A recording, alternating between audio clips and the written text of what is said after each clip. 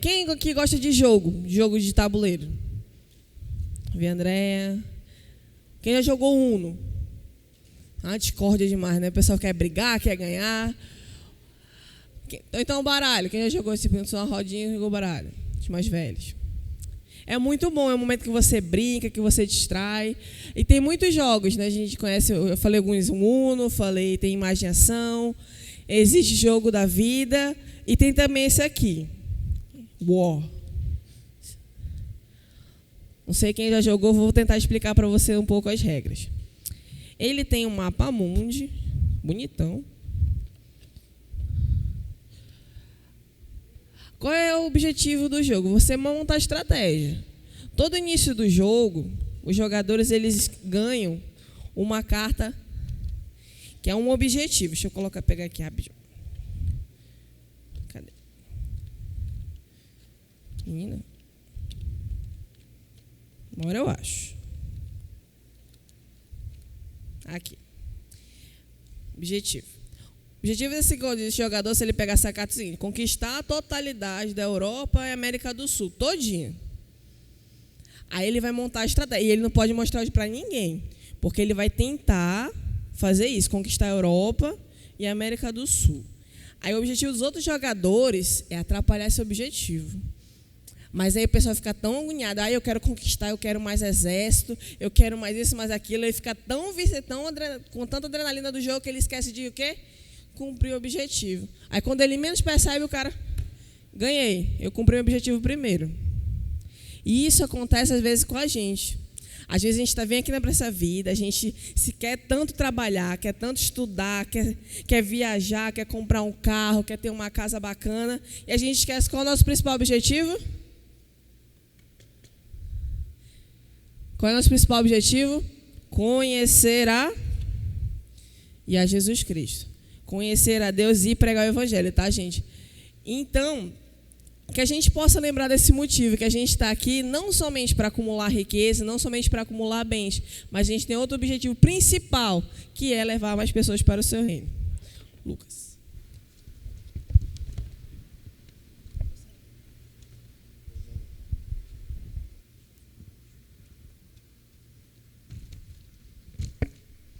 Continuando, anote aí no seu caderno.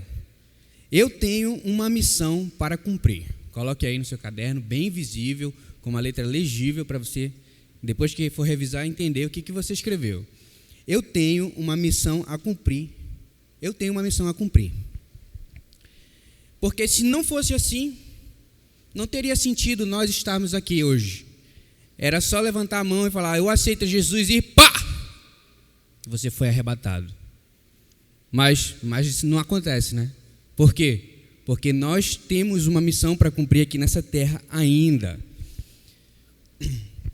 E toda missão, ela começa com o primeiro passo.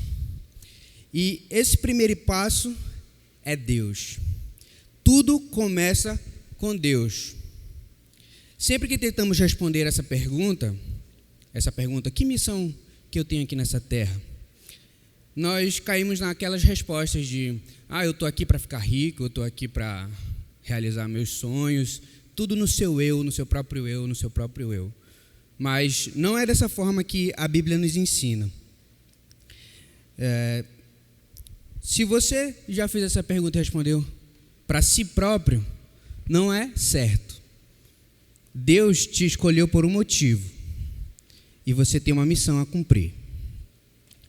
Você não criou a si mesmo, então não tem como você mesmo dizer o seu propósito. Eu faço algumas planilhas lá no meu trabalho e eu fico muito feliz quando aquela planilha que eu fiz, ela tem um propósito, ela consegue atingir aquele objetivo. E eu fico imaginando que da mesma forma é Deus, Ele te criou para um propósito. E quando você consegue atingir esse propósito, quando você consegue encontrar esse propósito, com certeza Deus se alegra. Então, repita comigo. Eu tenho um propósito a cumprir nesta terra. Vamos lá? Amém. Você precisa entender isso. Enquanto não compreender isso, a vida jamais terá sentido. É somente em Deus que descobrimos a nossa origem, a nossa identidade, o que significamos, nossa importância e o nosso propósito. Você não é um acidente.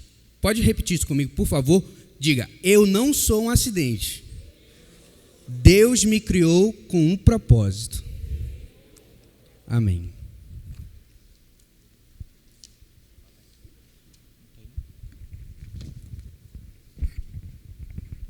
Vamos lá, vamos continuar.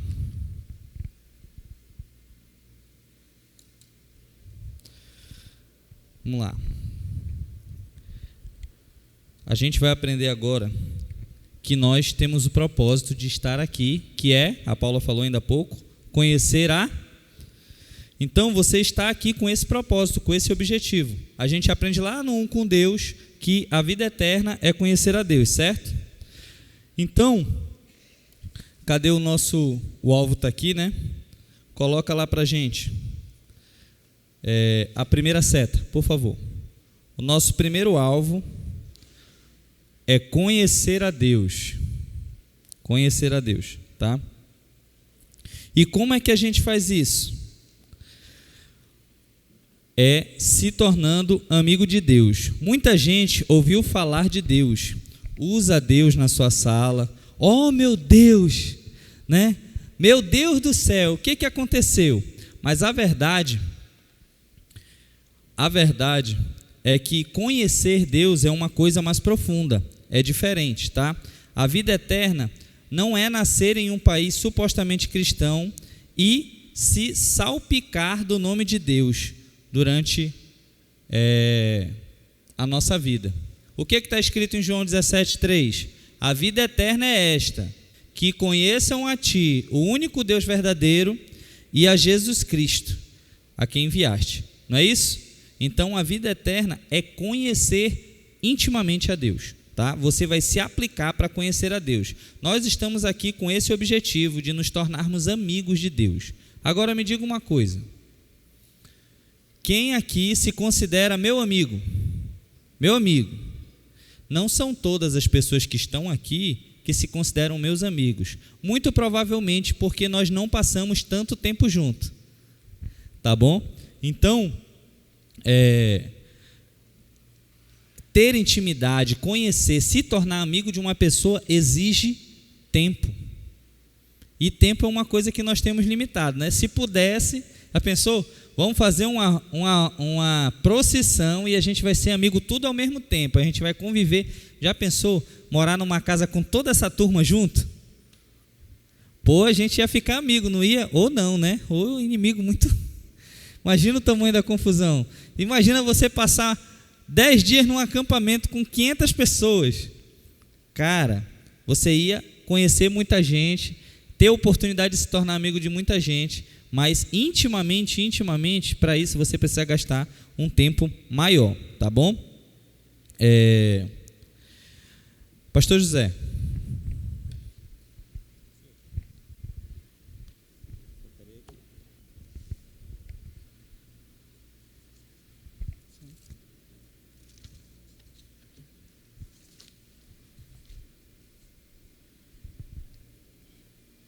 Anote esse versículo. João 17,3. Você conhece esse versículo? Você que já fez um com Deus, você com certeza sabe esse versículo de cor. Vamos lá? Você pode repetir comigo? João 17,3 diz o quê? E a vida eterna é esta, que te conheçam.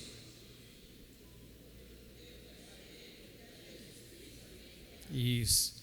Essa é a vida eterna, conhecer a Deus. Então, nós estamos aqui para isso, para conhecer a Deus. Você nasceu aqui nesse mundo para conhecer a Deus, ok? E aí, então, como é que eu conheço a Deus? Você, para conhecer uma pessoa, você tem que fazer o quê?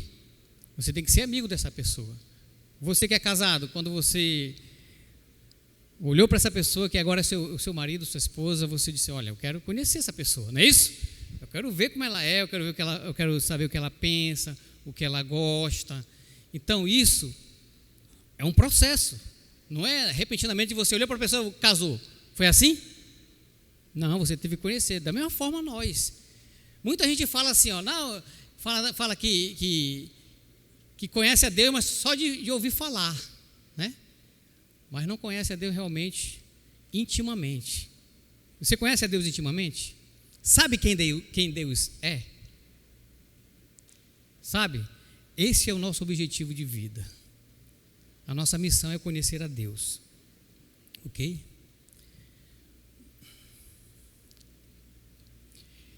Então nós vamos agora, já que você está aqui, você agora vai conhecer novamente aquela história de como que Deus se revelou ao mundo. Quem é Deus? A Bíblia diz, lá no livro de Gênesis, capítulo 1, no princípio criou Deus os céus e a terra. Nesse versículo, Deus já está se apresentando para você. Ele já quer ter um relacionamento com você. Ele já chama a sua atenção para esse relacionamento. Ele diz assim, ó, oi, Suzana, muito prazer, eu sou Deus. Eu criei todas as coisas. É isso que ele quer dizer. Rafael, eu sou Deus. Eu criei tudo para o teu prazer. Ele já se apresenta, ok? Então, nós vamos agora, nesse momento, rever novamente essa história que você conhece bem, você que já fez um com Deus, já sabe como funciona, mas nós vamos refrescar sua mente para essa história. Vamos lá? Então, alguém aí vai ser Deus. Deixa eu ver quem vai ser Deus. Você vai ser Deus. Cadê? Me dê aqui. Vem aqui você comigo. Vem aqui, pode subir aqui. Rapidinho, você vai me ajudar. Algumas pessoas vão me ajudar nessa história. Então, está aqui Deus. Pode ficar ali em cima, ali daquele lado ali daquele lado, de frente para cá. Isso. Lá em cima, bem aqui. Ó. Isso. Então, Deus ele já inicia assim, ó. No princípio criou Deus os céus e a terra. Ele é o criador de tudo. Deus. E ele teve uma ideia fantástica, que foi criar o ser humano, o homem e a mulher. Cadê? Deixa eu ver aqui, quem vai ser o primeiro casal? Tem aí o primeiro casal, não tem não? Não, então daqui isso aqui. E dentre os casais que ele criou, Adão e Eva, ele criou também alguém muito importante. Mas antes de eu falar dessa pessoa muito importante, eu quero dizer para você o seguinte, que Deus,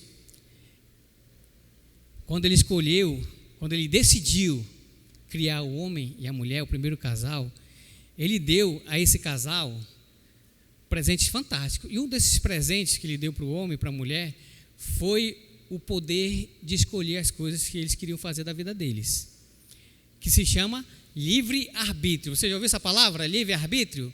Livre-arbítrio nada mais é do que você escolher o que você quer fazer da sua vida, ok? E quando Deus criou o homem e a mulher, ele não queria ser o ditador. O ditador, como é que funciona o ditador? O ditador, ele diz assim, ó, não, você tem que fazer isso que eu quero, é isso que você tem que fazer e acabou-se. Faça isso aqui, pronto. Você só vai comer feijão e você vai comer feijão a vida toda. Esse é um ditador. Deus é um ditador? Deus é amor. E amor é o quê? Amor é deixar você fazer o que você quiser da sua vida. Então ele deu uma segunda opção para o ser humano, para aquele primeiro casal, que foi Satanás. Tu não é Satanás não, mas tu vai fazer o papel, tá bom? Rapidinho, vai daquele lado ali, ó. Ok? Ele deu essa segunda opção para o ser humano. E para esse primeiro casal ele deu uma ordem. Qual foi a ordem que ele deu? Você conhece essa história, né?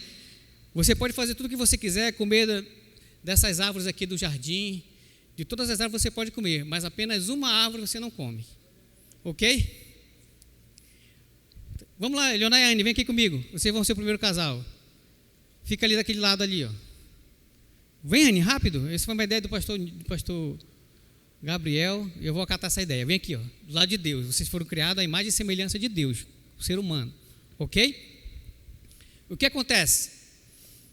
Ele deu essa ordem. Poderia ser qualquer outra ordem. Olha, vocês não podem comer do fruto da árvore do conhecimento do bem e do mal, que fica bem no meio do jardim. Mas poderia ser outra ordem. Poderia ser assim, olha, você não pode mexer aqui, né, nessa raiz dessa árvore. Você não pode arrancar essa raiz dessa árvore. Você não pode mergulhar nesse igarapé.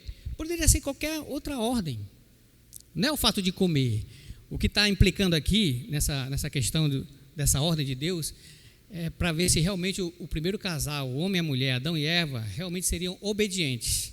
A questão é essa, a obediência. Entenderam? E você conhece a história. O que eles decidiram fazer, o primeiro casal? Decidiram desobedecer a Deus. E eles foram para o outro lado, para o outro time, o time de Satanás, né? E por isso o pecado entrou no mundo. Cadê? Daqui, deixa eu ver quem vai ser o pecador aqui. A senhora, irmã.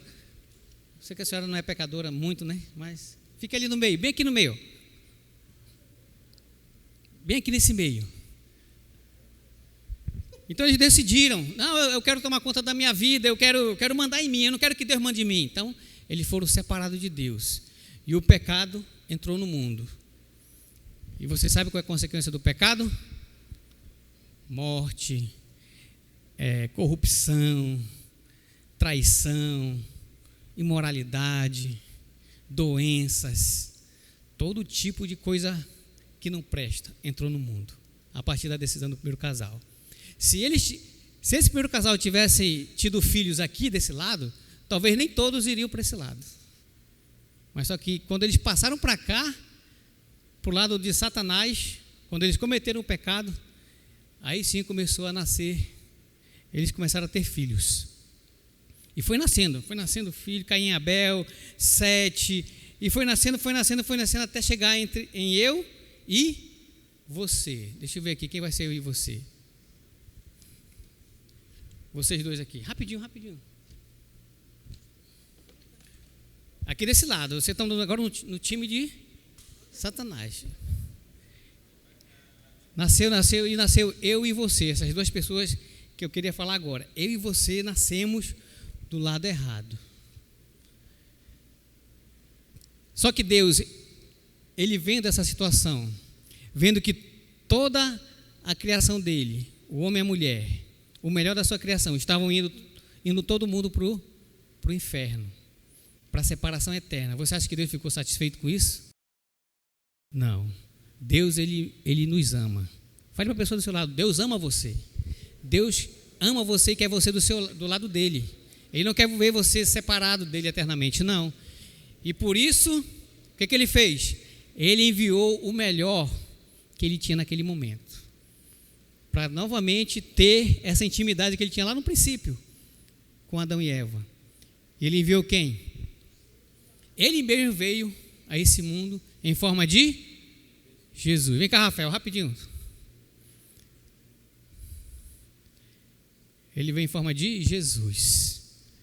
E ele, você sabe a história, ele veio a esse mundo, viveu entre nós. É desse lado aqui, tá? Jesus nasceu aqui, ó. Isso. Ele veio num mundo cheio de pecado. A Bíblia diz lá no livro de Romanos 5:1 que ele nos amou, mesmo nós ainda sendo pecadores. Ele prova o seu amor para conosco, pelo fato de Jesus Cristo ter morrido por nós, sendo nós ainda pecadores. Ele veio a esse mundo. E ele viveu uma vida santa. Ele foi tentado com as mesmas tentações que eu e você somos tentados. Ah, mas eu sou tentado pela imoralidade. Jesus também foi. Ah, eu sou tentado em ter muito dinheiro. Ele também foi. Todo tipo de tentação que você possa imaginar, Jesus também sofreu essas tentações. Mas só que ele não pecou. E tem o versículo que diz lá no Romanos 6:23 que o salário do pecado é Então, se você pecar, você tem que morrer. Esse é o salário do pecado, a morte. Só que Jesus, ele não pecou, mas ele morreu, ok? Ou seja, foi feita uma injustiça com Jesus. E essa injustiça se tornou a nossa justiça, né? Nós somos considerados justos diante de Deus por causa de Jesus. E ele morreu pelos nossos pecados. Cadê a cruz? Ele foi colocado numa cruz. Deixa eu ver quem vai ser a cruz. Vai lá, fica bem no meio ali, ó, em cima daquele pecado ali. Não tem velcro, tu vai ficar em cima do pecado, mas não vai ficar na frente dela não, tá? Fica de lado assim, coloca a cruz em cima do pecado. Jesus morreu naquela cruz. Lembra que eu falei que o salário do pecado é a morte? Romanos 6:23. Ele, Jesus, não pecou, mas morreu. Só que ao terceiro dia ele ressuscitou. Por quê? Porque ele não pecou, então ele não deveria morrer, certo? Já que o salário do pecado é a morte, ele não pecou, então ele não deveria morrer. E ele morreu por conta dos nossos pecados, por conta da minha e da sua transgressão. E ele ressuscitou. Porque a morte não podia conter alguém que não tivesse pecado lá, não poderia conter ele lá dentro no mundo dos mortos. E ele ressuscitou. Ele ressuscitou. Pode passar para esse lado aqui. E agora, aquele relacionamento que anteriormente foi desfeito com o pecado do primeiro casal, eles tiveram uma escolha. Lembra do livre-arbítrio? Hoje nós também temos essa escolha, o livre-arbítrio, de escolher ficar desse lado de Satanás ou do lado de Deus. Jesus, ele abriu essa porta através da sua morte na cruz. Ele abriu esse caminho. Por isso que a palavra de Deus diz que Jesus diz: eu sou o caminho, a verdade e a vida. João 14, 21. Eu sou o caminho, a verdade e a vida. Ninguém vai ao Pai a não ser por mim. Então não é pastor, não é santo, não é Maria, é Jesus. O nome dado entre os homens pelo meio do qual nós possamos ser salvos. Somente Jesus. E você decide. É você que toma essa decisão. Você quer ficar daquele lado de Satanás ou lado de Deus. Quando nós nascemos, já nascemos separados de Deus, destinado a viver eternamente. Você não precisa fazer mais nada para ficar desse lado. Você já nasce desse lado. Mas quando você toma consciência de que você realmente quer viver do lado de Deus, que Jesus morreu pelo seu pecado, você toma essa decisão de vir para cá. Eu já decidi. Pode vir para cá, eu já decidi vir para esse lado aqui. Eu já aceitei Jesus como Senhor e Salvador da minha vida. E eu estou aqui desse lado agora. Não, você fica aqui ainda. Você ainda não decidiu, não. Eu já decidi, eu estou aqui desse lado. A pergunta que eu faço para você agora é essa. Você já decidiu? Pergunta do seu irmão aí. Ei, você já decidiu passar para o lado de Jesus? Se você ainda não tomou essa decisão, meu irmão, faça urgentemente, faça agora. Porque os dias são chegados. A palavra de Deus diz que o tempo da salvação é hoje, não é amanhã. Não foi ontem, é agora, é hoje. Se você ainda está vivo, é porque Deus quer dar uma chance ainda para você vir para esse lado. Porque Ele ama você, Ele não quer ver você vivendo eternamente separado dEle. Amém? Então essa é a história que eu tenho para contar para vocês. A história da salvação. Pastor Gabriel. Pô, palma para esse pessoal aí. Agora devolve tudo para aqui para o Lucas, tá? Obrigado, pode descer. Vocês são fantásticos. Você não é o diabo, você não é o pecado.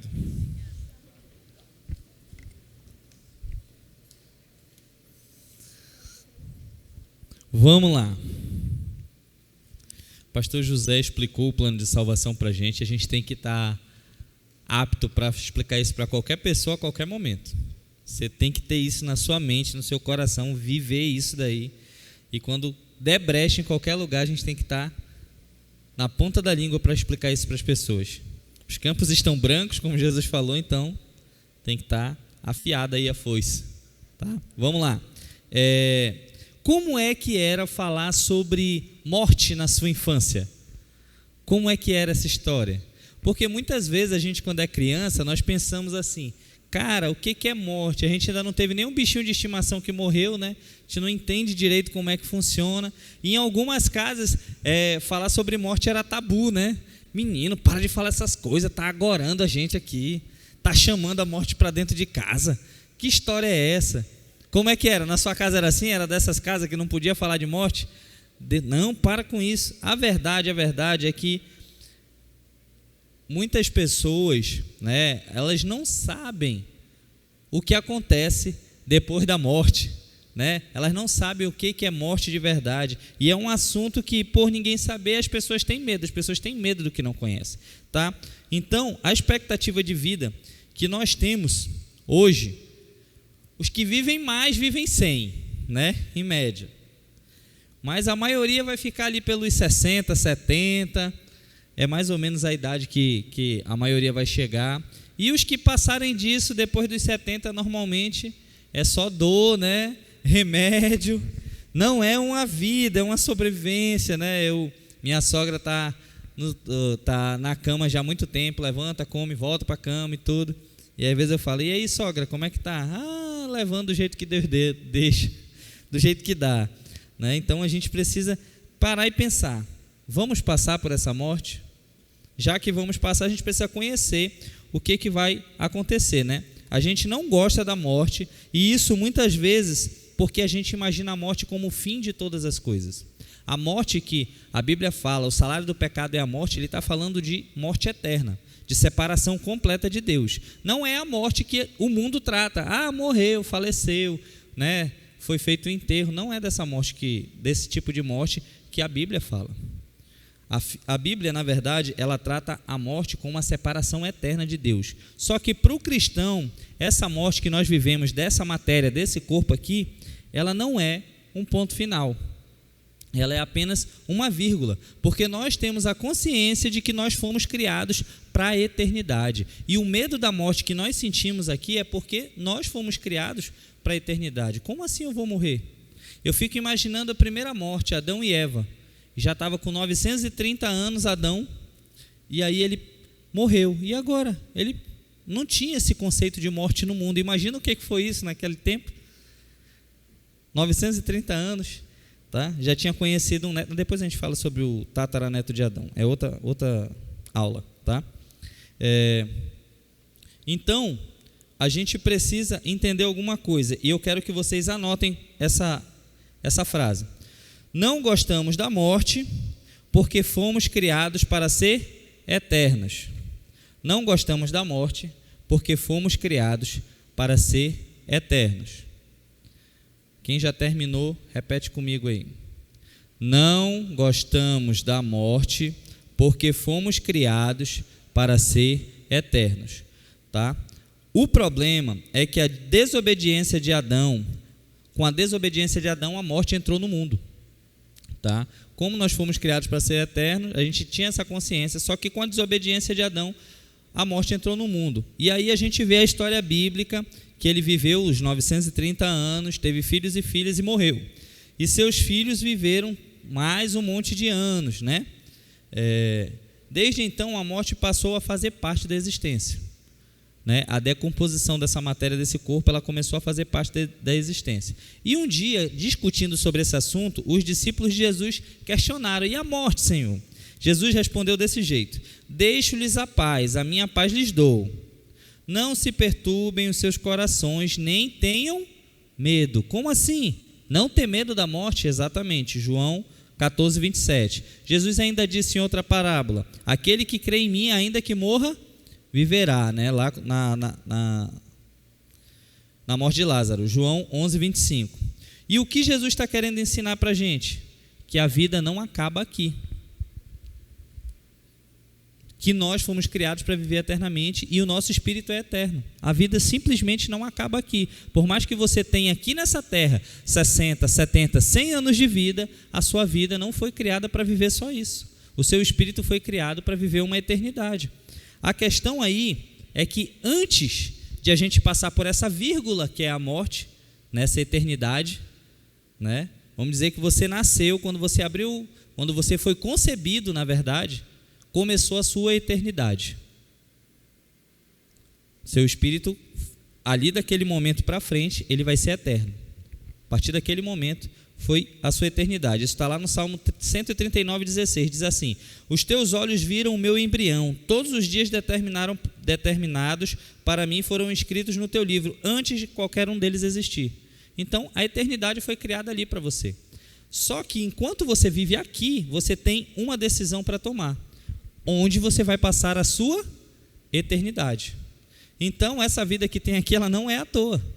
Você toma a decisão de passar a sua eternidade do lado do Criador, como o pastor José botou aqui para a gente, ou de passar a sua eternidade do lado de Satanás, onde a Bíblia diz, deixa bem claro, só vai ter pranto e ranger de dentes. Tá? Então, quando a gente pensa que a morte é só uma vírgula, a gente começa a pensar nela de uma forma diferente. Nós começamos a olhar para a morte como uma forma de chegar, sim, numa eternidade. Para a gente que crê em Cristo, segue a palavra de Deus, uma eternidade boa. Só que a gente olha para as outras pessoas e diz, caramba, a eternidade é complicada. E a gente se empenha pela vida dessa pessoa, tá bom? Quando o cristão ele toma essa consciência, ele começa a olhar para a vida aqui e para a vida lá. Ele começa a perceber a vida aqui nessa terra e a vida na eternidade com Deus. Ele começa a ter uma visão mais parecida com a visão de Deus sobre a vida. Então, nós perdemos um pouco o conceito de imediatismo. O problema é que o ser humano ele é imediatista. Ele quer tudo aqui, ele quer tudo agora, ele luta para as coisas acontecerem rápido. Então, a gente precisa deixar de lado um pouco o que é terreno. Não é isso que a gente aprende na palavra de Deus? Mantenha o foco nas coisas do alto. Não é isso? Então a gente muda o nosso foco. Vamos olhar para a eternidade. O que eu posso fazer aqui que vai afetar a minha eternidade lá? Quando eu chamo alguém para conhecer Jesus e essa pessoa aceita, eu mudei a minha eternidade e a eternidade dela. A gente vai passar lá agora. Então a gente começa a olhar para a eternidade. Quando eu sirvo, quando eu trabalho, eu estou olhando para a eternidade e não para cá, tá bom? Então a gente muda o nosso foco. Quando você compreender plenamente que há mais na vida que apenas o aqui e agora, e perceber que a vida é apenas uma preparação para a eternidade, você começa a viver de forma diferente. Isso é um fato, tá bom? Você começará a viver à luz da eternidade. E se a vida eterna é conhecer a Cristo, por que não começar agora? Estudando a Bíblia, aprendendo mais, conhecendo o Jesus que está na vida do meu irmão, tá bom? Isso lhe dará uma nova perspectiva de como lidar com os relacionamentos, tarefas ou circunstâncias. Na hora de você tomar uma decisão, você vai tomar baseado, pensando na eternidade, não aqui ou agora. Tá? Quando eu abençoo um irmão, quando eu tiro da minha vida algo que eu tenho e dou para um irmão, muitas vezes eu não estou pensando no aqui e agora, porque do ponto de vista de quem só pensa aqui, eu perdi algo, eu gastei algo. Mas do ponto de vista da eternidade, eu estou investindo. Né? Eu conheço um pastor, eu sempre acompanho as mensagens dele, ele é escritor, escreveu vários livros. E um dia fizeram uma conta para ele e disseram, pastor, o senhor já vendeu 5 milhões de livros. Já pensou se fosse igual nos Estados Unidos, se eu ganhasse $1 por livro? Só que todos os livros que ele vende, todo o dinheiro, nada entra para ele. É tudo para o ministério. Então é tudo para a igreja que ele trabalha, vamos dizer assim. Tá? Ele não tira nada do ganho dos livros. É uma decisão que Deus tocou nele e ele tomou. E aí ele parou para pensar. Aí disseram bem assim, mas o senhor não é ambicioso, né? Ele disse, depende do ponto de vista. Se você pensar do ponto de vista que aqui na Terra eu perdi 5 milhões de dólares, um exemplo, né? Eu não sou ambicioso, mas se você pensar do ponto de vista que eu investi esses 5 milhões de dólares na eternidade, lá eu vou viver muito bem, não vou não? Então, tudo isso faz parte de uma mudança de pensamento, de perspectiva. Eu começo a pensar muito mais na eternidade do que no aqui e agora. Tá? Subitamente, muitas atividades, metas e até mesmo problemas que pareciam importantes se mostrarão banais.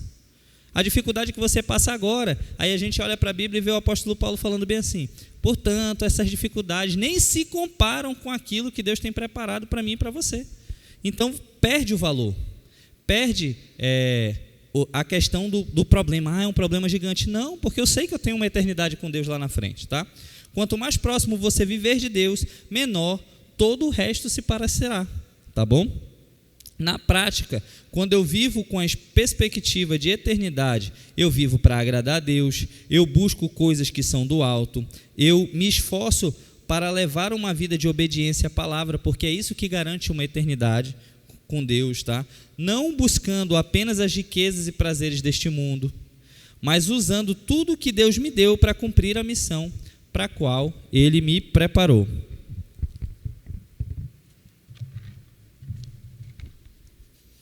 E continuando, já coloque aí no seu caderno. Nós temos que entender que a nossa vida aqui na Terra é temporária. Agora eu vou fazer você se sentir um pouco velho. Vamos lá. Você sabe quanto tempo faz que o primeiro filme do Matrix foi lançado? Ele foi lançado em 1999. Então, esse ano ele estaria completando 24 anos que ele foi lançado. Você lembra quando foi aquela goleada que a gente pegou da Alemanha, entre o Brasil e a Alemanha, 7-1, 2014? Parece que foi um dia desse, né? Parece que foi na última Copa, que aconteceu do mesmo jeito, só que só foi menor os números, né? E você lembra quando foi que o Brasil ganhou a última Copa do Mundo? 2002. Desde lá só tristeza. Gente, o tempo voa. E um dia desses eu morava com meus pais lá na minha casa, aqui na casa da Cidade de Deus, e agora eu já sou casado, tenho minha família, tenho minha esposa, tenho um filho. A vida passa muito rápido. Agora eu vou contar uma história para vocês. Tinha um homem que ele comprou uma casa e ele era muito rico. Mas ele decidiu que ele ia se transferir para essa casa só quando ele reformasse tudo, deixasse a casa um brinco. Então ele fez isso, comprou a casa, fez da casa uma fortaleza, e aí esse local onde ele morava tinha um pouco de assalto, etc. Então ele botou muros gigantes ao redor da casa, comprou 4 Rottweilers para colocar lá, montou um sistema de segurança impecável. E aí um belo dia ele sentou para assistir um filme e adivinha? Ele morreu de AVC. E ele dedicou a vida dele para conseguir grana, para conseguir ser bem-sucedido, e no final não adiantou de nada. Então, o que a gente pode aprender com isso? Que a nossa vida aqui, ela é muito passageira, ela é rápida. Num piscar de olhos, um dia você nasce, no outro você já está velhinho. Nossa vida aqui na Terra é muito passageira. E vou contar um exemplo que aconteceu comigo uns dias desses atrás. Teve um dia que eu falei: Senhor, muito obrigado porque eu não tenho grana. Era um feriado assim que a Yamaha me deu quinta, sexta, sábado e domingo de folga. E olha que é difícil, gente, eu trabalho de segunda a sábado, segundo turno. É direto, mano. E aí eu fiquei: Senhor, porque se eu tivesse grana, a minha primeira opção seria sair de Manaus. E nesse final de semana ia ter uma noite evangelística aqui na igreja. E aí eu falei: se eu tivesse grana, eu falei até no meu GA, se eu tivesse grana, a primeira coisa que eu ia fazer era ir embora. E as tuas coisas ficariam para depois. Então eu agradeci a Deus porque naquele momento eu não tinha grana para fazer isso. Porque se eu tivesse, não ia pensar em igreja, não ia pensar em nada. Eu só queria... não posso sair com a minha família e me divertir? Já dedico o meu tempo ao trabalho e o final de semana só para a igreja. Mas eu decidi que aqui é o melhor lugar. Porque a nossa vida, ela é temporária. Então, antes que você fique deprimido aí com essas coisas que eu falei, tudo... A palavra de Deus diz que a nossa vida não acaba aqui. Essa é uma excelente notícia que eu tenho para dar para você. Quando nós aceitamos a Jesus Cristo, você recebe a vida eterna. Olha só. Quem é que quer viver para sempre? Eu quero. Então, comparando com a eternidade que ganhamos quando recebemos a Jesus, comparando essa eternidade com a nossa vida que passamos aqui,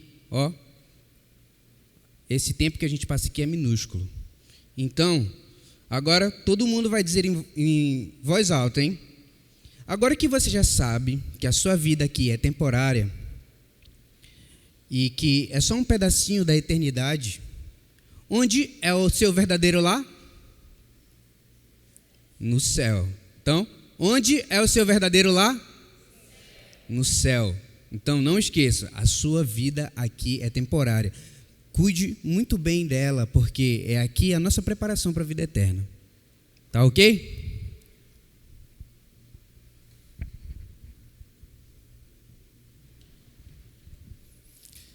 A segunda razão por que você está aqui, nós vamos falar agora. Você está aqui para glorificar a Deus. Anote aí. Coloca assim no seu caderno. Eu estou aqui para glorificar a Deus, ok? Anote aí, não esqueça disso. E o que é glorificar a Deus? Você já se perguntou isso? Como é que eu glorifico a Deus? O que é glorificar a Deus? Glorificar a Deus é cumprir com o propósito pelo qual eu fui criado. Anote isso aí. Glorificar a Deus é cumprir com o propósito pelo qual eu fui criado. É cumprir com aquilo que Deus quer para a minha vida. É cumprir com aquilo que Deus quer para a minha vida. Isso é glorificar a Deus. Você consegue perceber a imensa criatividade de Deus? Consegue? Quando você sai aqui pela porta da igreja, quando você sai da sua casa, você percebe como Deus é criativo? Consegue perceber isso? E além de ser criativo, Ele é muito organizado. Tudo que Deus fez, desde o primeiro dia até o 6º dia, foi tudo numa sequência. Porque se tivesse tudo embaralhado, não, hoje se Deus fosse desastrado, vamos dizer assim, que nem eu e você. Hoje eu vou criar os animais, amanhã eu faço o sol e a lua, depois eu faço as estrelas. Não, foi tudo numa sequência, ok?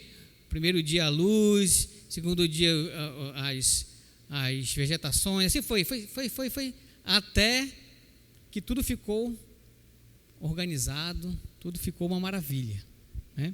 E tudo porque Ele estava pensando em mim e em você. Então, quando você observa a natureza, você vê que a natureza, ela glorifica a Deus, ok? A natureza glorifica a Deus. Tudo foi criado para o seu louvor, para a sua glória. Quando uma árvore de manga, uma mangueira, ela dá manga, ela está glorificando a Deus, ok?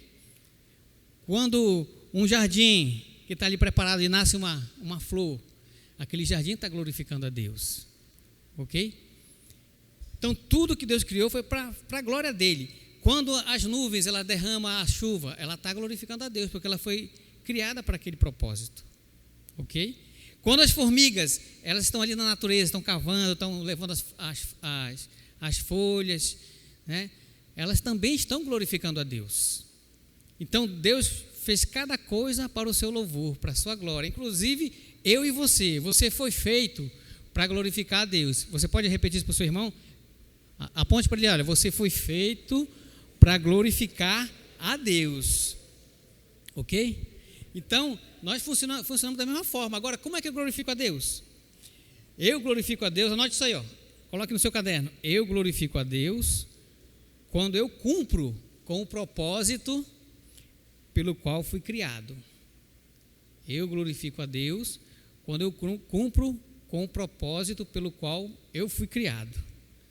Deus não criou você, Deus não me criou para que eu possa me achar. Eu sou tal. Não, Deus não criou você para isso.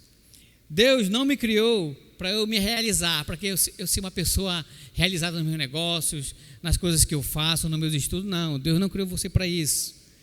Deus não criou você para eu me amar, eu ser uma pessoa que só me ame e não ame meu próximo. Não. Deus não me criou para que eu possa buscar só as minhas realizações. Não. Deus não criou você para isso. Quando eu faço essas coisas que eu acabei de falar para você, de me amar, de me achar, de me realizar, eu não estou glorificando a Deus com a minha vida. Ok? Lá no livro de Provérbios, capítulo 16, verso 4, diz assim: o Senhor criou todas as coisas para os seus próprios propósitos. Provérbios 16, 4. Deus criou todas as coisas para o seu propósito. Cada uma coisa que Ele criou tem o seu propósito. A nossa tendência humana e pecadora é justamente essa, fazer aquilo que nós achamos melhor. Assim como o primeiro casal fez. Não, eu acho melhor ficar longe de Deus mesmo. Eu não quero que Deus mande na minha vida. E eles decidiram isso. Então, nós temos essa natureza de queremos fazer as coisas, aquilo que nós achamos melhor. Não aquilo que Deus quer que você faça. Quando o seu dia a dia, seus deveres, suas responsabilidades, até mesmo o seu lazer gira em torno de você, entendeu? As suas responsabilidades, seus deveres, o seu lazer gira em torno de você, você não está glorificando a Deus. Entenderam? Quando tudo gira em torno de você, você não está glorificando a Deus. Romanos 11:36.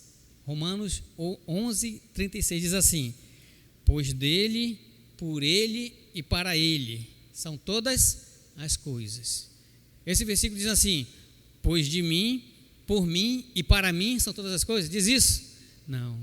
Isso, se tivesse isso escrito na palavra, todas as coisas se tornariam ao nosso redor. Entendeu? Mas não está escrito assim. Está escrito assim, ó: pois dele, por ele e para ele são todas as coisas. Aí você pode até se perguntar: então, como eu faço para glorificar a Deus? Já se perguntou isso? Então, como é que eu faço, José? Como é que eu faço para me glorificar a Deus? Isso é um exercício que você tem que fazer. Você que já fez um com Deus sabe muito bem desse exercício. É o famoso CPD. Quem sabe o que é isso? CPD. Consciência da presença de Deus. Quando você tem essa consciência da presença de Deus na sua vida, todos os dias, não é só quando você faz o curso de um com Deus, não. É todos os dias, quando você tem essa consciência da presença de Deus, você glorifica a Deus. Vamos relembrar um pouquinho como é que funciona essa consciência da presença de Deus? Vamos lá então. O primeiro, qual é? Quem sabe o primeiro? Quando você abre os seus olhos de manhã, quando você acorda, você diz o quê? Bom dia, Senhor. Aqui está o seu servo, né? Estou aqui à tua disposição. Quais são as tarefas de hoje? O que tu queres que eu faça hoje, Senhor? Ele vai te mostrar. Se você é filho, ele vai mostrar para você o que você tem que fazer. Esse é o primeiro. O segundo é o bip. Então você vai fazer o quê? Pegar o seu relógio, o seu celular, alguma coisa para lembrar você de você glorificar a Deus. E você, naquela hora que você marcou, tem que ser de hora em hora, você vai estar fazendo o quê? Vai dizer assim, ó: Senhor, você está se agradando com o que eu estou fazendo agora? Você está se agradando, Senhor, do que eu estou falando, do que eu estou pensando? De hora em hora você faz essa pergunta. Esse é o bip, ok? E se a resposta for ao contrário, Deus falar para você assim: não, isso não está agradando, você está fofocando, você está mentindo, você está indo por um caminho errado. Aí você faz o quê? Você muda a conversa, muda as suas atitudes, muda o seu pensamento. Isso, assim você vai estar glorificando a Deus. O terceiro é o louvor. O que é louvor? Louvor é você estar elogiando a Deus. Você gosta de receber elogios? Quem gosta de receber elogios? Deus também gosta. Isso é o louvor. Então agora você vai fazer uma frase, eu vou falar e você vai completar a frase, tá bom? Senhor, eu te louvo porque tu és misericordioso. Senhor, eu te louvo porque tu és criativo. Senhor, eu te louvo porque tu és o Salvador. Senhor, eu te louvo porque tu me deu a eternidade. Então, você elogia a Deus. Você faz elogios a Deus. Esse é o louvor. O quarto, agradecer. Todos os dias nós devemos ser agradecidos a Deus. Em tudo dai graças, tanto nas coisas boas como nas ruins. Então, esse é o quarto exercício do CPD. Agradecer a Deus. Muito obrigado, Senhor, pelo trabalho que eu tenho. Muito obrigado pela saúde. Muito obrigado, Senhor, por esse pão, mesmo duro, sem manteiga, mas muito obrigado porque eu tenho esse pão na minha mesa. Então, em tudo você agradece. E o quinto é ver a mão de Deus na sua vida. Em tudo você vê a mão de Deus, que é a disciplina. Deus, o que tu quer, o que tu estás tentando me falar com isso que aconteceu? Por exemplo, quando você que tem carro, quando fura o pneu do seu carro, na hora que você está saindo do trabalho, aí a tendência nossa é o quê? É espraguejar, né? Logo agora o meu carro furou, eu estou atrasado, não, isso não pode acontecer. Aí você começa a reclamar, né? Mas quando você tem o CPD na sua mente, aí você vai falar assim: ó Senhor, o que tu queres me falar com esse problema que está acontecendo comigo agora? Talvez Deus livrou você de um acidente, de um caminhão passar por cima de você naquele momento que você ia sair com o carro. Então tudo você tem que ver o quê? A mão de Deus na sua vida, que é a disciplina. E o sexto, no final do dia, lá quando você vai dormir, você diz o quê? Boa noite, Senhor. Aí você faz a sua oração e agradece a Deus por tudo que aconteceu no dia. Esse é o CPD, consciência da presença de Deus. Quando você faz isso, você glorifica a Deus com a sua vida, com as suas atitudes. Então eu glorifico a Deus quando eu chamo Ele para fazer parte da minha vida. Você faz isso quando você acorda? Você: Senhor, eu estou aqui, me dirige, me conduz, Faz com que eu tenha um dia maravilhoso, Senhor. E todas as coisas que porventura me acontecer, que sejam contrário àquilo que eu quero fazer hoje, que Tu me ensines, que Tu me direciones e que eu possa aceitar isso. Isso é glorificar a Deus. Isso gira em torno, e essas coisas giram em torno de Deus, não em torno de você. Então, você quer glorificar a Deus? Faça o que Deus te criou para fazer. E isso exigirá muita mudança em você. Você vai ter que mudar. Ó. Lá em Romanos 12:2 diz o quê? Que você tem que mudar a sua forma de pensar. Tem que mudar. Então, você tem que mudar suas prioridades, a sua agenda, os seus relacionamentos. Você tem que mudar para glorificar a Deus. Por exemplo, essa semana vamos ter o Caipira Country. Então, na sua mente, para você glorificar a Deus, na sua mente você tem que pensar assim: eu tenho que ajudar em alguma coisa, eu não posso ficar parado, eu tenho que vir para a decoração. Vai começar agora, segunda-feira, vamos estar aqui. A semana toda nós vamos estar aqui com a equipe, preparando tudo. Mas é para tudo girar ao nosso redor? Não. É para que as pessoas possam vir à igreja, os seus convidados, os nossos convidados possam vir, ouvir o evangelho da melhor forma. Vê como o pastor pregou aqui, adornando o evangelho. Então, tudo tem que estar preparado de uma forma fantástica para que as pessoas cheguem aqui e digam: olha só que fantástico, eu quero esse Jesus, eu quero fazer parte dessa família, entendeu? E isso é glorificar a Deus. Então, algumas vezes, glorificar a Deus significará pegar o caminho mais difícil. Talvez você na semana tenha um monte de coisa para fazer, eu também tenho um monte de coisa para fazer, muita coisa para fazer, mas eu decidi: não, essa semana eu vou estar aqui. O meu tempo vai ser para estar aqui, para deixar da melhor forma esse Caipira Country, para que as pessoas possam entender o evangelho e mais pessoas venham participar dessa vida eterna com Deus, da vida eterna com Deus, não com Satanás, porque o nosso objetivo é trazer mais pessoas para Cristo. Então nós temos que mudar nossas prioridades, as amizades, o caminho. Às vezes que a gente pega para ir para o trabalho, tem que mudar, que muitas das vezes isso nos leva para a perdição. A roupa que nós vestimos também, como foi pregado aqui também, tem que mudar. Você tem que vestir uma roupa que glorifica a Deus. Chega na frente do espelho e fala: Senhor, essa roupa está te glorificando? Senhor, essa roupa aqui vai atrair olhares para que venham fazer o meu irmão desviar?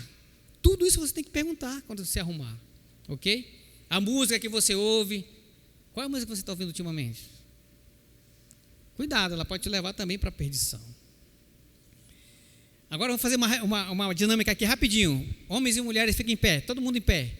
O homem pega um homem e mulher pega uma mulher. Rapidinho que a gente vai terminar aqui essa parte. Pega um homem aí. Você, homem, pega um homem. Mulher pega uma mulher. Rapidinho. Homem com homem, mulher com mulher. Aí eu vou falar e você vai fazer essa pergunta para a pessoa que está aí. Fica de frente um para o outro, tá? De frente um para o outro. Eu falo e você repete. Vai lá? Já? Todo mundo? Repita isso aqui, ó. Em que parte de minha rotina, fala, vou me tornar mais consciente da presença de Deus? De novo, em que parte da minha rotina vou me tornar mais consciente da presença de Deus? Isso é uma pergunta, e você mesmo vai responder. Amém? Pode sentar. Gabriel. Vamos lá. Eu quero saber se você consegue me dizer o que faz Deus sorrir. O que faz Deus sorrir? Quem consegue ler daí? Obedecer, exatamente. Isso é o que traz alegria para o coração de Deus, obedecer, tá? Imaginem uma situação em que o pai, quem já viu, teve aquele momento, ou já viu um pai tentando ensinar os filhos a cumprimentar as pessoas, né? Filho pequenininho: pai, dá boa noite, agradece. E quem já viu isso daí? Esse momento normalmente é constrangedor para quem está sendo cumprimentado e para o pai e para a criança, é ou não é? Mas o pai sabe que esse hábito de cumprimentar com um sorrisão, né, de dizer uma boa noite, de agradecer, é um hábito que pode abrir portas no futuro daquele filho, tá? Então, o pai, ele se esforça, ele dá a cara a tapa, porque o menino às vezes já pegou a aula, mas faz tolice, né? Faz birra, e nesse momento o pai, isso entristece muito o pai. Agora, quando a pessoa chega: oi, boa noite, tudo bem? Aí o filho dá-lhe aquele sorrisão, tudo bem, boa noite. Uau, eu fico imaginando, tem pai que tá ouvindo a musiquinha, We are the champions, né? Vitória, ganhei, consegui botar isso na cabeça desse menino, tá? Eu fico imaginando que essa obediência que Deus espera de cada um de nós, tá? Jesus falou sobre a obediência lá em João 14, 21. Abra a sua Bíblia aí. João 14, 21. João capítulo 14, verso 21. Diz bem assim: quem tem meus mandamentos e lhes obedece, esse é o que me ama. É mais ou menos o We are the champions para Deus, quando você aprende alguma coisa na Bíblia e começa a obedecer, né? E tem gente que pensa, Jesus, eu já sorri para minha sogra essa semana, eu já dei bombom para aquele menino que é uma bênção, né? Eu já fui 3 vezes na igreja, olha, eu fui no culto de domingo, fui no CENIB e ainda fui no ministério. Senhor, eu ainda assisti aquela novela lá de O Êxodo, estava passando, e eu fiz muita atividade religiosa para provar que eu te amo. E eu fico imaginando Deus bem assim, ó. Tá, mas tu me obedeceu? Nessa hora é que a gente tem que lembrar do versículo: quem tem os meus mandamentos e os guarda e os obedece, esse é o que me ama. A gente até canta a musiquinha aqui na igreja, tá? O problema de hoje em dia é que frequentemente as pessoas, elas querem escolher o que elas querem obedecer. Elas obedecem a parte que é legal, elas obedecem a parte que é fácil para elas, mas elas deixam de lado aquilo que elas acham difícil, aquela ordenança que Deus dá, que, meu Deus, isso é um absurdo, não, isso vai custar muito.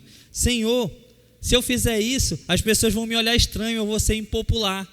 E elas deixam de lado essa parte que também Deus pede para obedecer. A verdade é que a Bíblia, ela está recheada de coisas que vão melhorar as nossas vidas e algumas não vão fazer tanto sucesso no mundo que a gente vive, tá bom? Mas obedecer parcialmente não é obedecer. Como é que o Kids aprende? Obedecer é fazer imediatamente, completamente e sem reclamar. Então, se não for para fazer completamente, você está sendo desobediente. Você não é obediente pela metade, não tem meio certo. É igual pergunta objetiva. Você tem que ser completamente obediente, tá? Então, se você quer que Deus não esteja muito longe de você, que você quer sentir comunhão com Ele, faça o seguinte: ande perto de Deus em obediência para ver Ele sorrindo na sua vida, tá bom? Aquele que me ama será amado por meu Pai, e eu também o amarei e me revelarei a Ele. Deus, Ele vai se aproximar de você. Não é assim que o versículo diz? Aproximem-se de Deus e Ele se aproximará de você. E quanto mais próximo de Deus você está, mais você conhece Deus e Ele vai se revelar cada vez mais para você. É isso que o versículo nos ensina. O rei Davi escreveu muitos salmos e ele entendia o que fazia Deus sorrir. Olha o que ele escreveu no Salmo 119, 135. Faz o teu rosto sorrir sobre o teu servo e ensina-me os teus decretos. Se a gente fosse traduzir para os dias de hoje, quer fazer Deus sorrir? Descubra o que Ele quer e pratique. Isso trará o sorriso de Deus sobre você. O versículo ficaria assim: Deus, se eu souber o teu decreto, obedecerei, assim o teu rosto ficará sobre mim. É isso que Davi estava querendo passar para a gente, tá bom? Então, eu vou fazer uma pergunta agora e eu quero que você responda, anotando aí, tá? Nas suas anotações. Considerando que Deus é Pai, qual obediência posso praticar para fazer Ele sorrir mais? Considerando que seu Pai é Deus, o que Ele está cobrando obediência de você e que se você obedecer Ele vai sorrir para você? Responde aí. Já? Respondeu? Agora eu vou botar na regressiva aqui, a gente vai ter um intervalo de 2 minutinhos só para descansar o banco e tomar uma água e voltar. Beleza? Essa terra, terceira razão porque nós estamos nessa terra, anote. Você está aqui para se parecer mais com Cristo. Fale para o seu irmão aí. Você está aqui para se parecer mais com Cristo. Olha, no momento que a gente entrega a nossa vida para Jesus, para Ele ser o nosso Senhor e nosso Salvador, como todo filho, a gente se torna filho de Deus. E como todo filho, ele pega algumas características do pai, ele começa a se parecer mais com o pai. A Bíblia fala que Jesus, nos fala como Jesus, sobre o caráter dele e os propósitos de Deus para a nossa vida. Lá no livro de Romanos diz assim, Deus já sabia o que faria desde o início. Ele decidiu desde o princípio moldar a vida daqueles que o amam, mesmo sobre os parâmetros da vida do seu filho. E nele vemos a forma original planejada para a nossa vida. Está em Romanos 8:29, versão A Mensagem. Por isso você está estranhando como eu estou falando, tá bom? Então entenda, quando a gente fala todo o caráter de Cristo, a gente não está falando somente algumas qualidades. É diferente você ir no supermercado. Você vai no supermercado, pelo menos eu, tá? Eu vou no supermercado, eu nem olho a marca, eu falo que é o que está mais barato. Será que é o Melita? Não é, o café Melita não. Será que é o Santa Clara? O Quimimo? Eu já levei café Manaus, tá? E a gente não pode fazer assim, a gente não pode olhar para as qualidades do caráter de Cristo e falar, hoje eu quero ser manso, mas eu não quero perdoar ninguém, não. Também não pode dizer, hoje eu vou ajudar o irmão, mas hoje eu quero ser encrenqueiro. Hoje, se eu ver uma briga, eu vou ser encrenqueiro, não vou ser pacificador, não. E a gente não pode ser assim, a gente não pode escolher o que a gente quer ser mais parecido com Cristo. Tem certas características de Cristo que nós temos mais dificuldade. Quem não é brigão tende a ser mais pacificador. Mas não quer dizer que ele não tenha outras que ele tenha mais dificuldade. A gente tem que fazer todas. Porque Deus, Ele quer que você transforme em todas essas qualidades, se torne totalmente mais parecido com Cristo. Quer ver? Paulo diz assim em Filipenses 1:6: estou convencido de que aquele que começou a boa obra em vocês vai completá-la até o dia de Cristo Jesus. Certo? Então, foi o seguinte, você vai só anotar, tá? As 8 qualidades, está lá em Mateus capítulo 5, tá? As bem-aventuranças. Eu só vou relembrar você qual é e o que é, o que significa, tá bom? A primeira é o humilde, pobre de espírito.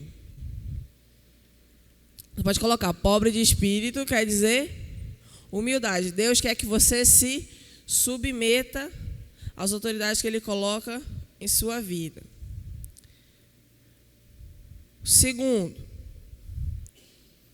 Paulo, se eu correr, está em capítulo 5 de Mateus, tá bom? Segundo, choro espiritual. E o que é o choro espiritual? É a tristeza na presença do pecado. Choro espiritual é a tristeza na presença do pecado. É o que a gente vai chamar de contrição. É você se arrepender antes de cometer o pecado. Exatamente. Terceiro, mansidão. Jesus era manso. E o que significa mansidão? Ela é a entrega dos direitos e posses a Deus. Se você tinha um carro, uma casa, não são mais seus. Deus é o dono, você só está usando temporariamente. Até abrir um parêntese. Hoje eu entendo isso, tá? Eu falo, Deus é dono do meu carro, eu não vou mais brigar se alguém bater. Deixa ele lá. Terceiro. Quarto, né? Fome e sede de justiça. E o que é? É o profundo desejo de agradar a Deus. Fome e sede de justiça é o profundo desejo de agradar a Deus.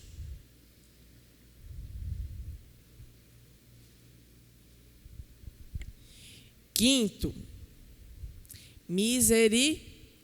misericórdia. Misericórdia significa amor em ação, tá? Não é ter pena, não é ter que chamar o irmão de coitadinho, é amor em ação.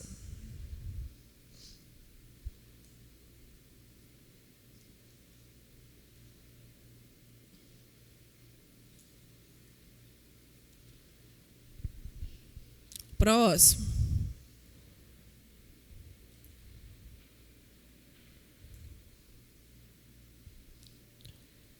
Puro de coração, puro de coração.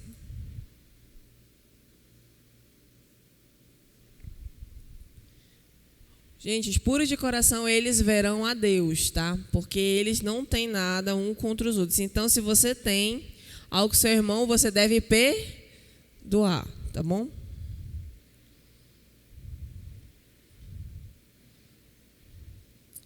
Sétima,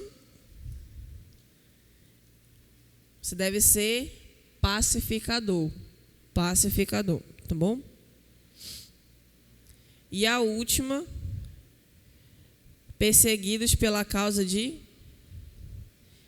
Cristo. Deixa eu esperar vocês anotarem.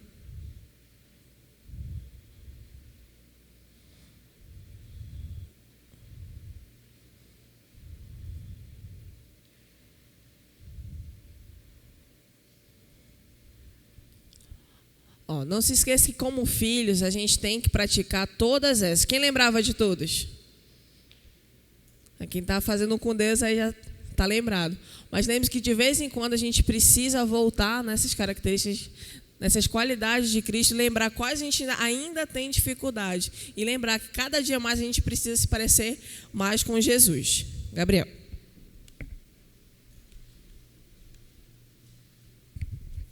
Vamos lá, continuando.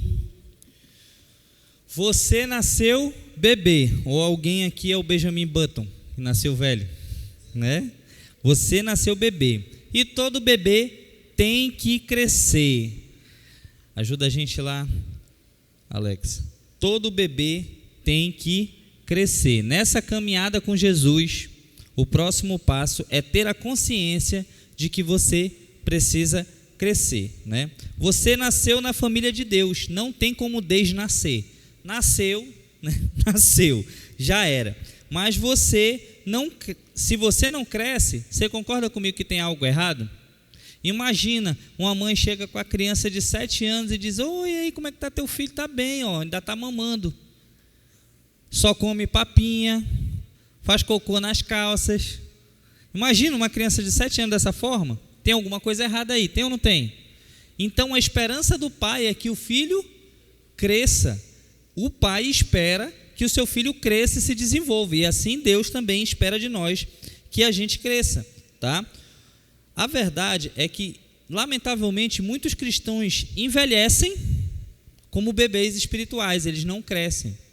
E isso tem um motivo: eles nunca quiseram crescer. Eles nunca tiveram a iniciativa de buscar esse crescimento. Diferentemente do crescimento natural, no crescimento espiritual, o cristão ele precisa buscar esse crescimento, ele precisa tomar a decisão de crescer. Quer um exemplo claro de quando as coisas acontecem e a pessoa está parada na vida? Ano após ano, lá na festa de Natal da sua família, tem aquele parente que chega fazendo as mesmas piadas, as mesmas brincadeiras, reclamando das mesmas coisas e levando a mesma vida que ele leva há 15 anos.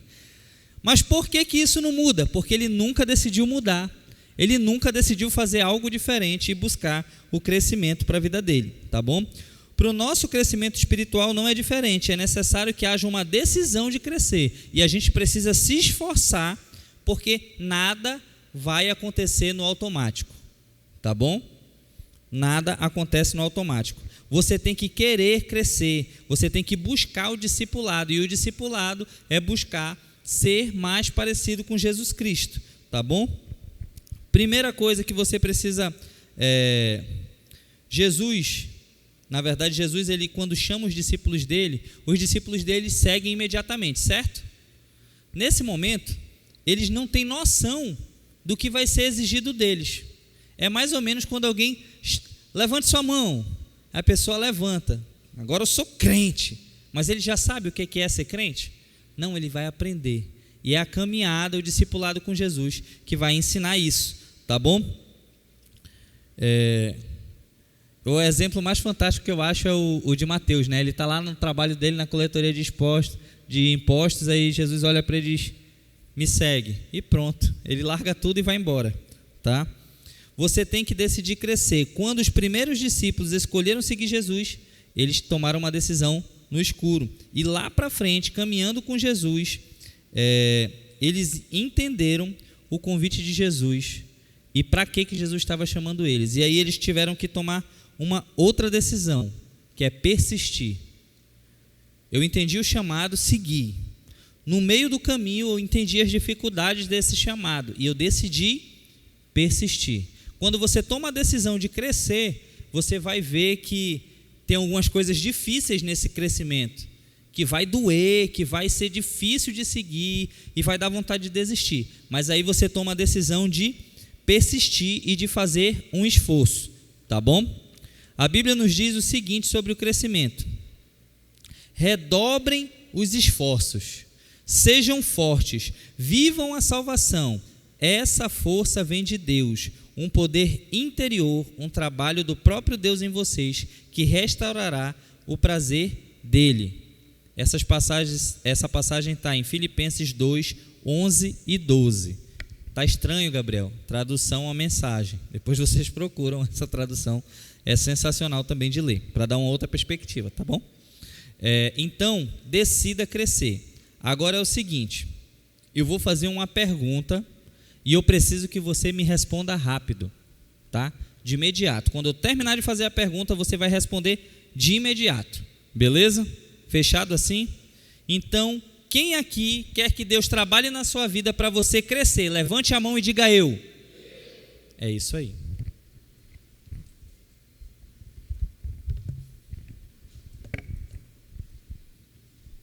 Então, se a gente quer crescer, a gente precisa comer. Oxi, todo mundo para crescer tem que comer. Mas, vou falar um negócio para vocês. É comer qualquer coisa? Vamos lá, uma criança, ela passa o dia comendo fine, passar a semana tomando refrigerante, sorvete, ela vai crescer? Pro lado. Isso não é uma maneira correta de crescer. E para o cristão, você sabe para o cristão qual é o melhor alimento que tem para ele? Qual é? Levanta aí sua espada. É a palavra. E você já sabe, você faz isso diariamente. Nossa igreja ela tem o costume de fazer o que a gente chama de meditação.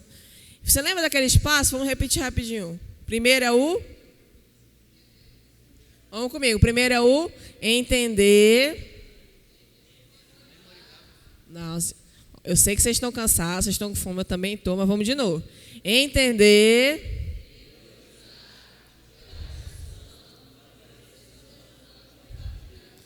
Ah, tá, achei que vocês não estavam meditando. Acabou de passar a palavra festa, não acredito.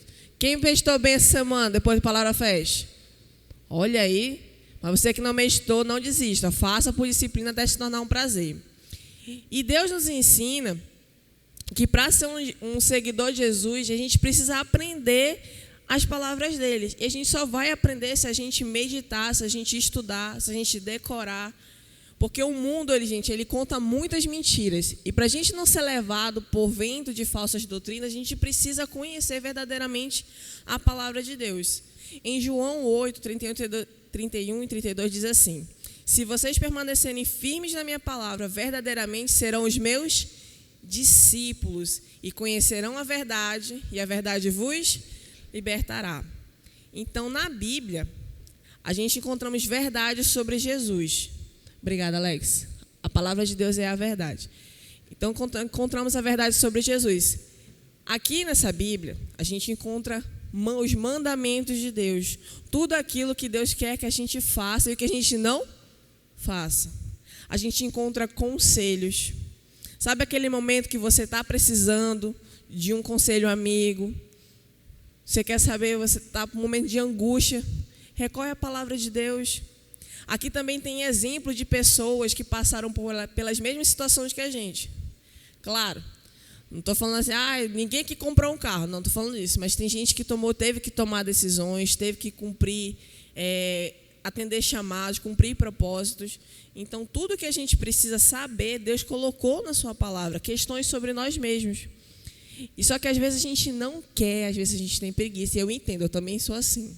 Mas a gente precisa tomar uma decisão, praticar. Porque na hora do vamos ver, nossas emoções elas falam mais alto do que a palavra de Deus. Mas se a gente guardá-la no coração, a gente vai conseguir falar, a gente vai conseguir praticar. Porque o que tem que falar mais alto não é a minha emoção, é a palavra. Feche os olhos rapidinho, vamos fazer exercício. Eu vou fazer uma oração, vocês vão repetir comigo, tá bom? Pode fechar os olhos. Repita assim: Deus, quando eu der um passo errado, traga na minha mente a sua palavra para iluminar e corrigir o meu caminho. É tudo o que eu te peço em nome de Jesus. Amém. Felipe.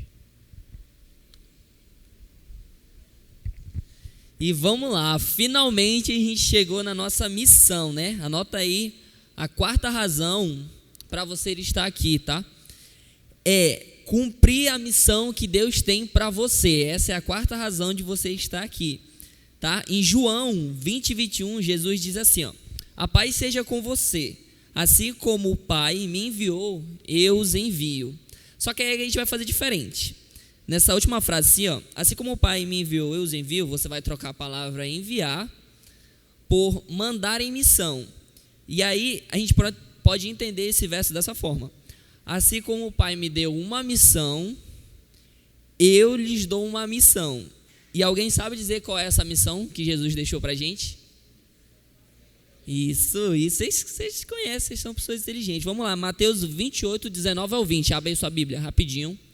Mateus 28, do 19 ao 20, tá?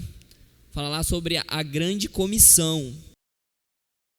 Mateus 28, 19 e 20. Amém, amém? Então vamos lá. Fala assim, ó: portanto, vão e façam discípulos de todas as nações. Olha só, vão e façam discípulos. Ele já está falando aqui qual é a minha missão e a sua missão como filhos de Deus, tá bom? Essa é a nossa missão, ir por todo mundo e fazer discípulos, batizando-os em nome do Pai, do Filho e do Espírito Santo, ensinando-os a obedecer a tudo o que eu lhes ordenei. E eu estarei sempre com vocês até o fim dos tempos. E o que isso significa para nós aqui, para vocês aí sentados? Que a gente cumpriu, né? Ou está cumprindo a grande missão que Jesus falou para a gente, que é pregar para todo mundo. A gente tem, né, nossas programações aqui, já vamos ter a nossa programação semana que vem, e a gente já está focando nessa missão, que é de trazer convidados e fazer com que eles entendam o verdadeiro motivo deles estarem aqui na Terra, tá bom? Mas para pensar, imagina se você não conhece a Cristo. Pô, aqui um exemplo, né? O pastor José e a dona Júcia. Imagina, eles são casados, certo? Então a dona Júcia conhece muito bem o pastor José. E ela sabe falar exatamente como o pastor José é. Agora imagine se eles não fossem casados. Ela ia saber falar dele? Não, né? Por quê? Porque eles não iriam se conhecer. A mesma coisa é você. Para você falar de Jesus, você tem que conhecer ele. Você tem que ser íntimo, como o pastor José falou. Você tem que meditar, você tem que ler a Bíblia, você tem que estudar e ser íntimo de Deus, tá bom? E uma forma prática de você fazer isso, de você contar de Jesus para outras pessoas, é você usar a sua história. Você falar de você mesmo. E você não precisa ser um teólogo e falar, não, desde lá dos primórdios da criação, quando Deus criou. Não. Você fala da sua forma, do jeito que Deus te capacitou, tá? Você vai contar a sua história e através da sua história você pode salvar outras pessoas, né? Você pode apresentar Cristo para outras pessoas, tá? Lá em João 9:25, Jesus ele cura um cego. Ele foi lá e curou um cego. E os teólogos daquela época, eles já estavam chateados com a fama de Jesus. Pô, esse cara chega aqui, fala que ele é filho de Deus, entendeu? Trabalha no sábado e fala e chega fazendo cura. Eles já estavam chateados mesmo com Cristo. E em vez de eles questionarem Jesus, né, chegarem diretamente com Jesus para questionar ele sobre essas coisas, eles foram com um pobre homem cego que tinha acabado de ser curado. Mas por quê? Porque eles eram muito covardes para ele chegar com Cristo e falar, porque Jesus ele era bem direto. Ele não media esforço e quando ele chegava, Jesus confrontava eles com a própria palavra, tá bom? E eles chegaram com o cego e falaram bem assim, como que Jesus fez esse milagre em você? E o pobre cego que tinha acabado de ser curado falou, cara, eu não sei como é que ele fez isso, mas eu fui curado e agora eu consigo enxergar, tá bom? E você não pode entender, você pode até não entender o milagre que Deus fez na sua vida, certo? A partir do momento que você aceitou a Cristo. Mas você pode dizer assim, ó, sei que antes eu era assim, mas agora eu sou assim. Como assim, Felipe? Você ficou meio bugado, né? Vamos lá. Eu sei que antes eu mentia, eu sei que antes eu roubava, eu sei que antes eu usava drogas, eu sei que antes eu traía minha esposa para quem é casado, mas a partir do momento que eu conheci a Cristo, hoje eu sou assim. Eu vivo bem com a minha família, eu tenho um tempo de qualidade com a minha família, com Deus, eu priorizo as coisas da igreja, entendeu? Então, a partir do momento que eu aceitei a Cristo, eu vivo dessa forma, eu vivo para agradar a Deus, tá? E para você praticar isso, né? Pô, já está no final da aula, não vai ter nenhuma tarefa. Anota aí já a tarefa dessa semana, tá bom? Você vai contar a sua história em 4 frases. Como assim? Eu vou ditar aqui as frases, vocês vão anotar, tá bom? Vocês vão anotar a frase e aí você vai contar a sua história através dessas frases, tá? Então vamos lá. A primeira frase. Antes de conhecer a Cristo, eu achava que... Pontinho, pontinho, pontinho. Esse espaço é a sua história que você vai colocar, tá bom? Nessa frase, vou repetir. Antes de conhecer a Cristo, eu achava que... Você coloca sua história. Continuando na mesma frase. Eu vivia... Pontinho, pontinho, pontinho. Eu vivia de acordo com o meu querer. Entendeu? Eu vivia de acordo com o meu pensamento. Só um exemplo. Continuando na mesma frase. Na minha mente, Jesus era... Pontinho, pontinho, pontinho. Na minha mente, Jesus era alguém que só amava aqueles que estavam dentro da igreja. Ele nunca me amaria porque eu faço as coisas erradas. Só um exemplo, tá, gente? Mas você vai colocar a sua história, tá bom? Quer que eu repita? Todo mundo conseguiu anotar? Vamos lá. A primeira. Antes de conhecer a Cristo, eu achava que... E aí você vai deixar um espaço onde você vai colocar a sua história, tá? Você pode pular uma linha ou na linha de baixo você vai colocar. Eu vivia... 2 pontos. Aí você coloca... Você complementa. Aí pula uma linha e coloca assim, na minha mente, Jesus era... E aí você vai colocar como que Jesus era para você, tá bom? Antes de você conhecer a Cristo. Beleza? Vamos lá. Segunda frase que você vai colocar aí. Quando e como foi que eu ouvi sobre Cristo? A história verdadeira do porquê eu precisava de um Salvador. Quando foi que você parou? Quando foi que você conheceu essa história de que, caramba, eu preciso de um Salvador? Onde foi que você conheceu ou ouviu essa história? Entendeu? Eu estava no trabalho, ou então eu estava na escola, na faculdade, e aí uma pessoa comentou sobre que Cristo veio e salvou a humanidade, que eu preciso dele. Então você vai colocar onde que você ouviu sobre Cristo, tá bom? Onde foi a primeira vez que você ouviu? Pode ter sido na igreja, pode ter sido no seu trabalho, tá? Você vai colocar nessa segunda frase. Tudo bem? Vamos lá para a terceira. Terceira fase. Onde estava quando eu fiz a minha decisão de entregar a Cristo e fazê-lo Senhor da minha vida? Onde é que você estava? Né? Voltando lá, você poderia estar na sua casa, né? Antigamente o pessoal ia lá e batia na porta. Falava lá, o pessoal Testemunho de Jeová, né? Que geralmente chega assim final de semana. Mas Você também pode ter ouvido na igreja, né? Como aqui na NIB a gente tem muita apresentação também, então você pode ter conhecido Cristo na igreja ou em qualquer outro lugar, tá bom? Só revisando. A primeira, antes de conhecer a Cristo, eu achava que... Pontinho, pontinho, pontinho. Tá? Segunda, quando e como foi que eu ouvi sobre Cristo?